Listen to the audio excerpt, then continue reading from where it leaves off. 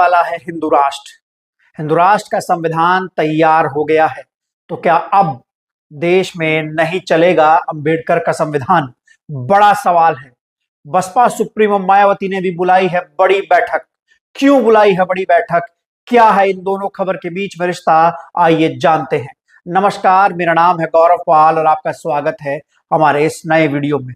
अब इस समय की सबसे बड़ी खबर यह है कि शंकराचार्य आनंद स्वरूप ने हिंदू राष्ट्र का संविधान तैयार कर लिया है। जी हाँ, वही शंकराचार्य आनंद स्वरूप जो कि नरेंद्र मोदी के बहुत ज्यादा करीबी बताए जाते हैं और पुरी के शंकराचार्य हैं। नरेंद्र मोदी से इनके अच्छे संबंध बताए जाते हैं। एक और तो नरेंद्र मोदी अंबेडकरवादी होने की बात करते हैं, अंबेडकर को मानने की बात करते हैं। चुनाव जब जीत कर आते हैं तो संविधान को माथे पर लगाते हैं।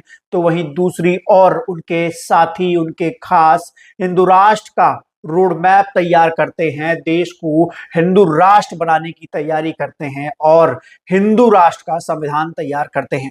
जी हाँ, महाकुंभ में हिंदू राष्ट्र का संविधान तैयार कर लिया गया है। वसंत पंचमी को हिंदू राष्ट्र का संविधान सब लोगों के सामने रखा जाएगा। क्या है हिंदू राष्ट्र के संविधान में, मैं आपके सामने बताऊंगा कि अखंड हिंदू राष्ट्र का पहला संविधान तैयार हो चुका है। 12 महीने और 12 दिन में बनकर तैयार हुआ है यह हिंदू राष्ट्र का संविधान।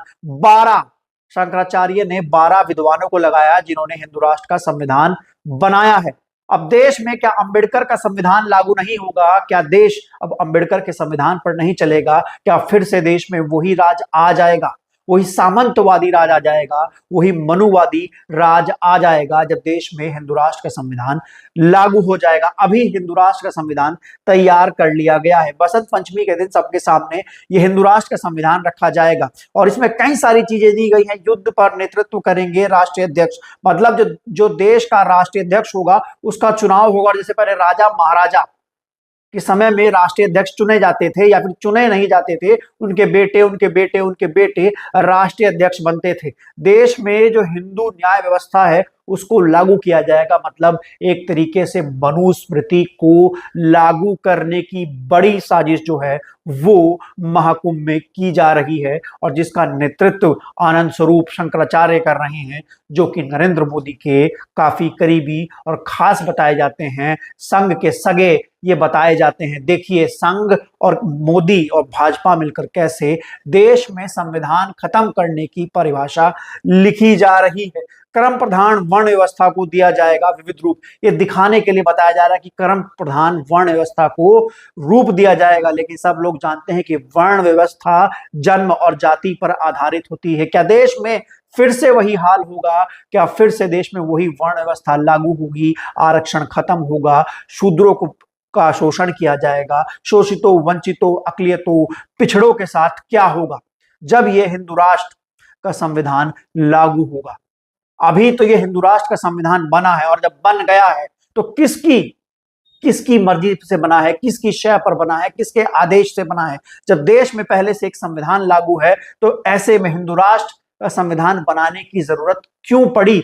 और जो लोग हिंदू राष्ट्र का संविधान बना रहे हैं, मनुस्मृति पर आधारित हिंदू राष्ट्र का संविधान बना रहे हैं, तो क्या वो इस देश के तत्कालीन संविधान का अपमान नहीं कर रहे हैं? क्या वो बाबा साहब भीमराव अंबेडकर के संविधान का अपमान नहीं कर रहे हैं? आप सभी लोग जानते हैं कि देश में एक बड़ी ताकत, मनुवादी ताकत जो है वो बाबा साहब भीमराव अंबेडकर के संविधान से चिढ़ती है। उसको अंबेडकर के संविधान से नफरत है क्योंकि अंबेडकर के संविधान में समता समानता की बातें की गई हैं, उसमें महिलाओं को अधिकार दिए गए हैं, उसमें जाति धर्म के आधार पर भेदभाव नहीं किया जाता। लेकिन जब ये हिंदू राष्ट्र का मनुस्मृति से बना हुआ मनुवादियों का संविधान आएगा तो इसमें वर्ण व्यवस्था होगी, इसमें जाति व्यवस्था होगी, इसमें शोषण होगा, इसमें क्या महिलाओं को अधिकार मिलेंगे? जो स्थिति महिलाओं की पहले थी हमारे देश में आजाद होने से पहले, उसी स्थिति में देश को वापस ले जाया जा रहा है। बड़ी साजिश जो है वो की जा रही है।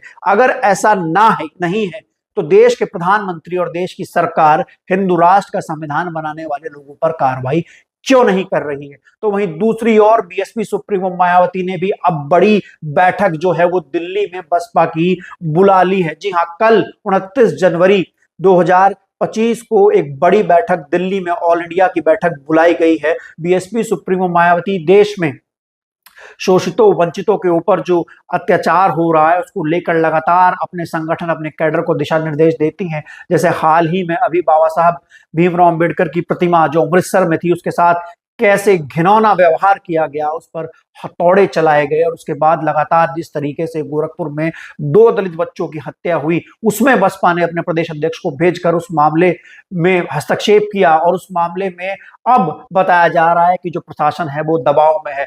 जब बाबा साहब भीमराव अंबेडकर की प्रतिमा जो कि अमृतसर में लगी है उसके साथ जब छेड़खानी हुई तो उस प्रतिमा के साथ छेड़खानी होने के विरोध में, बाबा साहब का अपमान होने के विरोध में सबसे पहले बसपा ने जमीन पर उतरकर मोर्चा संभाला। और अब जब हिंदू राष्ट्र के संविधान की बात हो रही है तो बीएसपी सुप्रीमो मायावती मोर्चा संभाल रही हैं, क्योंकि वो बार बार कहती हैं, हर बार कहती हैं कि देश के लोकतंत्र और बाबा साहब के संविधान को बचाने के लिए बसपा एड़ी चोटी का जोर लगा देगी और आखिरी दम तक लड़ाई लड़ेगी। बसपा का पूर्ण मकसद यही है कि देश में अंबेडकर का, बाबा साहब का संविधान पूर्ण रूप से लागू हो। और इसी क्रम को लेकर बीएसपी सुप्रीमो मायावती ने कल एक बड़ी बैठक जो है वो दिल्ली में बुलाई है। तमाम जो ऑल इंडिया से पदाधिकारी हैं बसपा के वो पहुंच रहे हैं।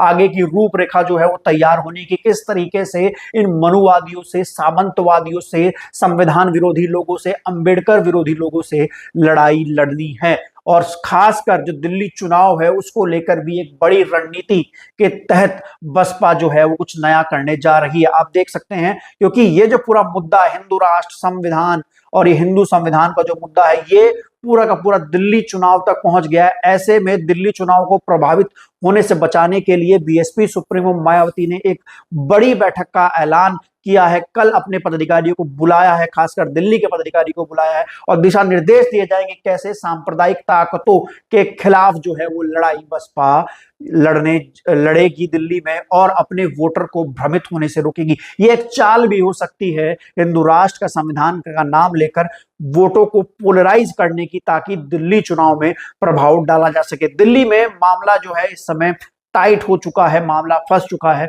और ऐसे में बीएसपी और तमाम जो संगठन हैं, तमाम जो पार्टियां हैं वो दिल्ली चुनाव में उस तरीके से लड़ते हुए नजर आ रही हैं। दिल्ली में 17% दलितों का वोट है, तो ऐसे में ये जो मुद्दा है, ये जो बाबा साहब भीमराव अंबेडकर के संविधान के विरोध में ये हिंदू राष्ट्र का संविधान आचार्य आनंद स्वरूप ने, जो कि शंकराचार्य हैं, पूरी पीठ के वो लेकर आए हैं, इसका मतलब क्या है? इसका मतलब क्या है? और इस पर यह साफ लिखा हुआ है खबर में कि हिंदू राष्ट्र के मुद्दे पर खुलकर सामने आ गए हैं शंकराचार्य। मतलब जो शंकराचार्य हैं वो नहीं चाहते हैं कि देश में संविधान हो बाबा साहब भीमराव अंबेडकर का देश, जो हमारा देश है, भारत है, वो अंबेडकर के संविधान से चले। वो नहीं चाहते हैं कि इस देश में शोषितों, वंचितों, अकलियतों को उनके हक अधिकार मिले, आरक्षण मिले, समता समानता आए, महिलाओं को उनके अधिकार मिले, जातीय शोषण खत्म हो, जो धार्मिक भेदभाव खत्म हो। इसी वजह से हिंदू राष्ट्र का संविधान लाने की साजिश जो है वो की जा रही है, लेकिन